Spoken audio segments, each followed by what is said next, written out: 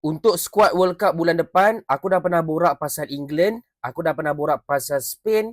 Kali ni aku nak borak pasal satu lagi gergasi negara bola sepak iaitu Perancis. Dan boleh kata ini antara tim yang on paper memang sangat-sangat stack guys. Lagi-lagi dekat bahagian serangan tu. Memang menakutkan.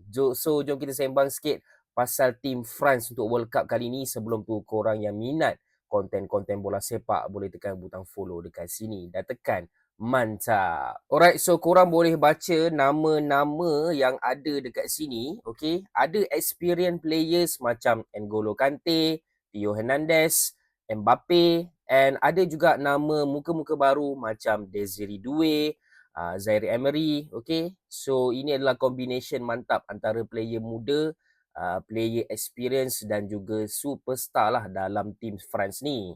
Korang boleh tengok potential starting line up yang boleh dimainkan Perancis. Tengok 4 orang kat depan tu.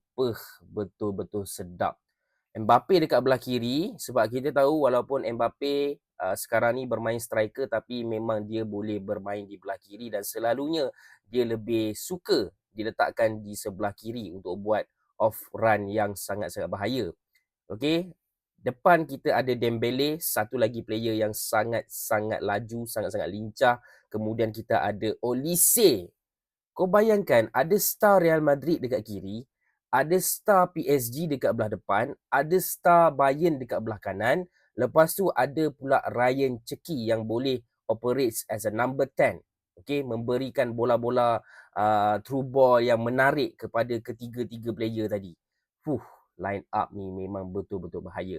Mungkin dekat bahagian bawah dan juga bahagian tengah tidaklah se-world class yang bahagian hadapan tapi still lagi bagi aku masih lagi strong lah. Okey, dengan gandingan William Saliba dan juga Upamecano. Yes, ramai yang cakap Upamecano ni tak ada apalah, selalu buat mistake. Tapi Upamecano yang sekarang bagi aku berbeza dengan Upamecano 3 season lepas, 4 season lepas. Bagi aku dia sekarang a lot better lah. Lepas tu kita ada William Saliba, antara the best defenders dalam Premier League. Kita tengok pula depth yang squad France ni ada. Kalau korang tengok nama-nama yang boleh masuk sebagai substitution pun strong juga tau.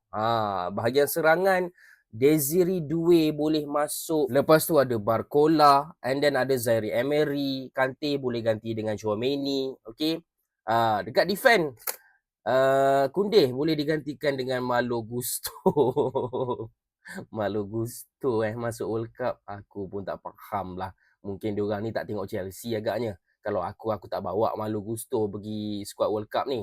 Walaupun squad France ni nampak stack tapi ada juga player-player yang ditinggalkan. Contohnya Camavinga, player Real Madrid. Alright. Season ni aku rasa ada je game yang Camavinga ni perform tapi ada juga game yang tak perform lah. Tak up to his standards lah. So mungkin sebab itu kot Camavinga ni ditinggalkan. Kemudian kita ada Khéphren Thuram, midfielder Juventus. Yes, aku tahu ramai yang tak tengok Serie A, ramai yang tak tahu pun pasal player ni. Tapi dekat Serie A, dekat midfield boleh kata ini antara midfield yang perform lah. Bila tengok nama-nama dekat midfielder France tadi, aku rasa ada slot yang sesuai satu lah at least untuk Thuram ni. Kemudian kita ada satu lagi penyerang muda yang perform dengan Bournemouth season ni. Okay, Junior Krupi. Aku rasa korang ingat lah, ini adalah player yang score lawan dengan Man City dalam game second last of the season. Okay, tapi kalau korang tengok dekat bahagian depan France tadi, memang susah lah untuk budak muda ni nak masuk. Jadi guys, apa pendapat korang pasal Perancis? Boleh ke menang World Cup? Okay, tengok macam boleh kan? And kalau korang nakkan jersey World Cup Perancis, aku dah letak link kat bawah. Korang boleh beli dekat sini. Beli cepat guys. Beli sebelum World Cup bermula.